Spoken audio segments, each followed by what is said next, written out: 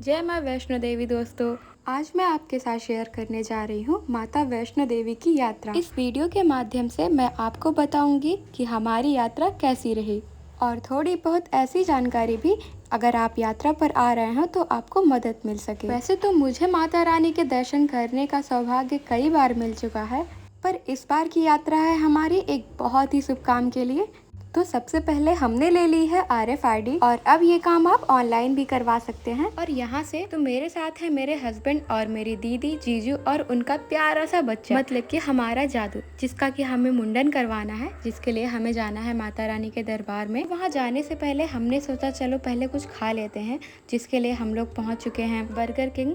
और जादू की यहाँ पर शैतानियाँ, मस्ती सब कुछ स्टार्ट हो चुकी है। घूमना इनको इतना ज्यादा पसंद है कि इनको कहीं भी लेके जाओ कोई परेशानी नहीं होने वाली है। बर्गर किंग में आपको सारी चीजें बिना लहसुन और प्याज की मिलेंगी, तो अगर आप यहाँ आके लहसुन प्याज स्किप करना चाहते हैं तो ये जगह आपके लिए बेस्ट है। और ये देखिए सामने दीदी और जीजू बिल्कुल अपनी फोटो खिंचवाने के लिए तैयार बैठे हैं। और अब हमारा ऑर्डर भी आ चुका है, तो सब खाने में जुटने वाले हैं। भूख सबको बहुत जोरों से लगी हुई है क्योंकि घर से निकले काफी टाइम हो चुका है। तो यहाँ से सब लोग खा पी के बस थोड़ी ही देर में निकलने वाले हैं। अगर आपने अपनी यात्रा ट्रेन से स्टार्ट करी है तो कटरा स्टेशन से आपको यहाँ तक आना है और यहाँ से भवन की दूरी लगभग 12 किलोमीटर के आसपास है। अगर आप कटरा स्टेशन पर ना आकर के जम्मू तवी स्टेशन पर आए हैं तो वहाँ से बाई बस आप कटरा पहुँच सकते हैं। जम्मू तवी स्टेशन से कटरा की दूरी 45 किलोमीटर है। आपको यहाँ तक पहुँचने के लिए 1 घंटे का समय लग जाएगा और वो 1 घंटा आपका इतनी जल्दी बीत जाएगा कि आपको पता भी नहीं चलेगा, क्योंकि रास्ता ही इतना खूबसूरत है कि आपको समय पर ध्यान ही नहीं जाएगा।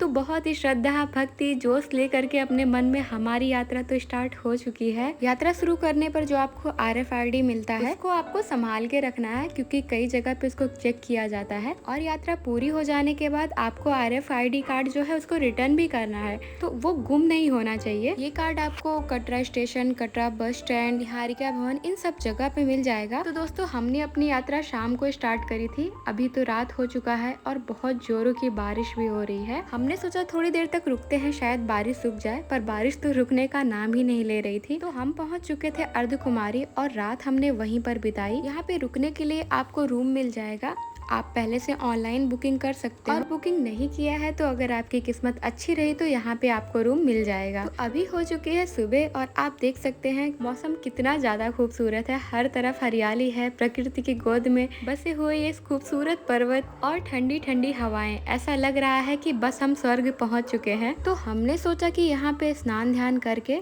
शुरू करते हैं हमारी आगे की चढ़ाई, क्योंकि अभी अर्धकुमारी जी से भवन का जो रास्ता है वो है 5 किलोमीटर। तो अभी तो बहुत चढ़ाई बाकी है। तो फाइनली हमने फिर से चढ़ाई स्टार्ट कर दी है और मौसम बिल्कुल साफ हो चुका है। आप देख सकते हैं कितनी ज्यादा इधर भीड़ है अभी। तो सो लेने की वजह से सब लोग बिल्कुल फ्रेश लग रहे हैं। हमारी माता रानी का जो भवन है वो त्रिकुटा पर्वत पर स्थित है और त्रिकुटा पर्वत की जो ऊंचाई है वो 5200 मीटर है। तो इतनी ऊंचाई तक हमें चढ़ाई करके जाना है। रास्ते पर जगह जगह पर हमारे खाने पीने, वॉशरूम, इन सब की व्यवस्था है। आप आराम करते करते जा सकते हैं, कोई दिक्कत नहीं होगी। और दोस्तों इतनी कठिन चढ़ाई होने के बाद भी लोगों के उत्साह में बिल्कुल कमी नहीं दिखती है। सब माता रानी का जयकारा लगाते हुए आगे बढ़ रहे होते हैं। अर्धकुमारी जी से 500 मीटर पहले ही एक रास्ता हिमकोटी का जाता है जो डायरेक्ट आपको माता रानी के भवन तक ले जाएगा, पर अर्धकुमारी जी बीच में नहीं पड़ेंगी। तो यही वो जगह है जो अभी वीडियो में दिख रहा है। यहाँ पर श्रद्धालुओं को भवन तक जाने के लिए बैटरी कार की व्यवस्था की गई है,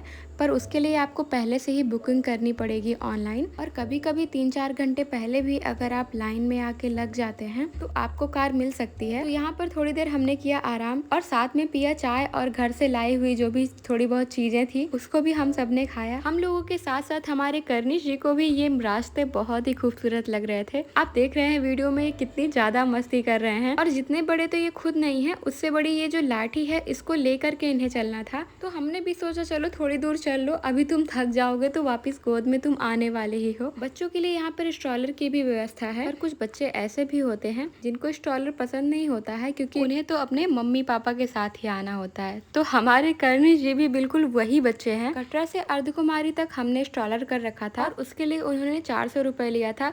पर जादू जी तो पूरे टाइम सिर्फ रो रहे थे, उस पर बैठना उनको बिल्कुल पसंद नहीं आया। तो ये जो जगह है यहाँ से भवन अभी 1-1.5 किलोमीटर है और यहाँ से माता रानी का जो भवन है वो दिखने लगता है।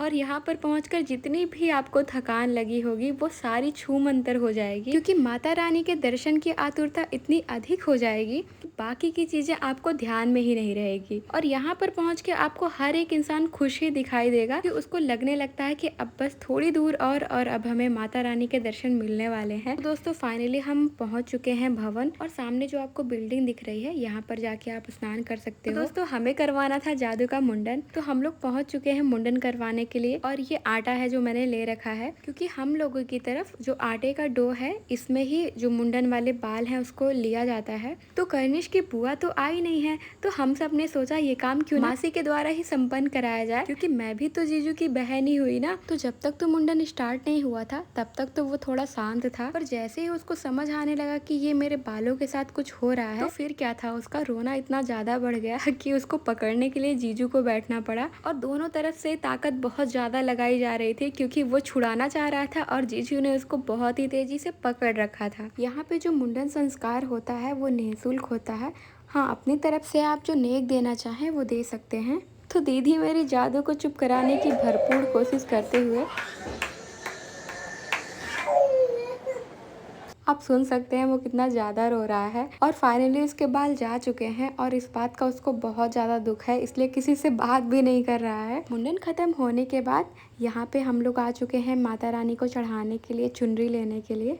बहुत ही अच्छी अच्छी यहाँ पे चुनरी मिल रही थी, और रोते रोते जादू को लग गई थी बहुत जोरों की भूख, तो दीदी उसका दूध बना रही हैं और मैं यहाँ पे सेलेक्ट कर रही हूँ चुनरी। तो मैंने अपनी पसंद के हिसाब से चुनरी ले ली है। आपको महंगी सस्ती हर हिसाब से यहाँ पे चुनरी मिल जाएगी। चुनरी लेने के बाद बाकी का जो सामान है हमें जमा करना होगा लॉकर में। तो भवन पे पहुँच के आपको लॉकर की व्यवस्था हर जगह मिल जाएगी। डिफेंस वालों के लिए अलग से लॉकर होता है, आप चाहे तो यहाँ पे जमा कर सकते हैं। और अगर आपके साथ में कोई डिफेंस का है तब तो यहाँ पे आपको जूते, चप्पल, फोन सब कुछ जमा हो जाएगा। तो हमारा फोन भी जमा हो चुका है और अब माता रानी के दर्शन हम लोगों ने कर लिया है। बहुत ही अच्छे से हमें माता रानी के दर्शन प्राप्त हुए। दर्शन करने के बाद हमने सोचा चलो अब कुछ खा लेते हैं। तो भवन के आसपास ही आपको ऐसी बहुत सारी जगह मिल जाएगी जहाँ पे आपको खाना मिल जाएगा, और बहुत ही शुद्ध बिना लहसुन प्याज के यहाँ पे आपको खाना मिलेगा। तो यहाँ से भोजन खत्म करके अब आगे की यात्रा हमें शुरू करनी थी, जो कि भैरव बाबा की यात्रा है, जो कि लगभग 2.5 किलोमीटर की चढ़ाई है। तो हमने पहले से ही सोच रखा था कि यहाँ से आगे की जो यात्रा है वो हम रोपवे से करेंगे। इसकी ऑनलाइन बुकिंग हमने पहले ही कर रखी थी, और सिर्फ 100 रुपए में आपके जाने और आने दोनों की बुकिंग हो जाती है। आप ऑफलाइन भी वहाँ पर जाकर बुकिंग कर सकते हैं, पर बहुत ज्यादा टाइम लग जाता है। अगर आप रोपवे से जाने का प्लान कर रहे हैं तो आप ऑनलाइन पहले से बुकिंग जरूर कर लें। और रोपवे से माता रानी के भवन की जो छटा है ना, वो बहुत ही अलौकिक दिखती है। यहाँ तक पहुँचते पहुँचते आप बहुत ज्यादा थक चुके होंगे, लेकिन माता रानी के दर्शन करने के बाद पूरी थकान आपकी गायब सी हो जाएगी। रोपवे से हम लोग भैरव बाबा के दर्शन के लिए पहुंच चुके हैं। और दोस्तों मौसम कभी बारिश हो रही थी, कभी धूप आ जा रही थी, कभी बादल हो रहे थे, और इसकी वजह से आप देख सकते हैं कितना खूबसूरत इंद्रधनुष और उसके बीच में हमारी माता रानी का भवन। और इसी के साथ ही हमारी जो यात्रा है अब वो समाप्त हो रही है और हम लोग भवन से नीचे कटरा जा रहे हैं। उम्मीद करती हूँ आपको ये वीडियो अच्छा लगा होगा, और फिर से मिलती हूँ आपसे एक नए वीडियो के साथ। अगर आपको वीडियो अच्छा लगा तो वीडियो को लाइक जरूर करिएगा, और चैनल पर नए हैं तो सब्सक्राइब और शेयर करना बिल्कुल मत भूलिएगा। तो ठीक है दोस्तों, जय माता दी, जय माँ वैष्णो देवी। ओके बाय दोस्तों, हरे कृष्णा।